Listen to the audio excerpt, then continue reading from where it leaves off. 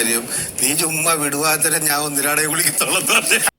ജാസ്മിൻ്റെ ഫാദർ വളരെ നല്ല രീതിയിൽ തന്നെ കാര്യങ്ങൾ പറഞ്ഞ് മനസ്സിലാക്കി കൊടുക്കുന്നുണ്ട്. ഇവിടെ ഉള്ളവരെല്ലാം എടാ പോടാന്നൊന്നും വിളിക്കരുത്, റെസ്പെക്റ്റ് കൊടുക്കേണ്ടടുത്ത് റെസ്പെക്റ്റ് കൊടുക്കണം, ദേഷ്യപ്പെടേണ്ടടുത്ത് ദേഷ്യപ്പെടണം, അങ്ങനെയുള്ള കാര്യങ്ങളെല്ലാം പറയുന്നുണ്ട്. നീ ഇവിടെ ഉള്ളവരെയൊക്കെ എടാ പോടാന്നൊക്കെ വിളിക്കുമ്പം അത് അഫക്റ്റ് ചെയ്യുന്നത് എന്നെയാണ്, അങ്ങനെയുള്ള കാര്യങ്ങളൊക്കെ വളരെ നല്ല രീതിയിൽ എടുത്ത് മകളോട് പറഞ്ഞു കൊടുക്കുന്നുണ്ട്. ഇതൊക്കെ മോള് എടാ പോടാന്ന് വിളിക്കുമ്പം ഏറ്റവും കൂടുതൽ ബാധിക്കുന്ന എന്നെയാ. ദേഷ്യപ്പെടേണ്ടത് ദേഷ്യപ്പെടുക, അതൊന്നും കുഴപ്പമൊന്നുമില്ല, അതിലൊന്നും മത്താക്ക് ഇതൊന്നുമില്ല.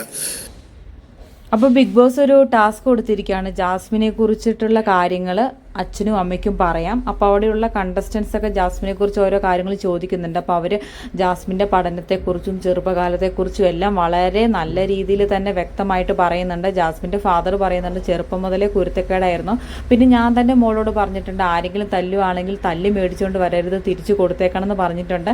അങ്ങനെ പറഞ്ഞിട്ട് തന്നെയാണ് ഞാൻ വളർത്തിയത്. പക്ഷെ വലുതാകുമ്പോൾ ചില കാര്യങ്ങൾ ശ്രദ്ധിക്കേണ്ടതുണ്ട്. പക്ഷെ അത് പറഞ്ഞു കൊടുക്കാൻ ഞാനിവിടെ ഉണ്ടായിരുന്നില്ല, ഞാൻ പുറത്തായിരുന്നു എന്നൊക്കെ പറയുന്നുണ്ട്.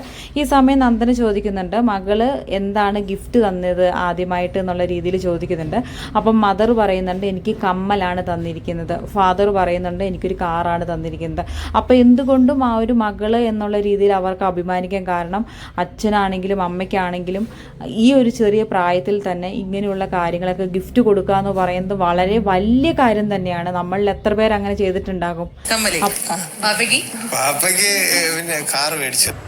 Thank you. ഇപ്പോൾ നിങ്ങൾ സോഷ്യൽ മീഡിയയിലെ ഒരു കാര്യമാണ്. സോറി ഇനി സംസാരിക്കില്ല, ഇനി പറയില്ല.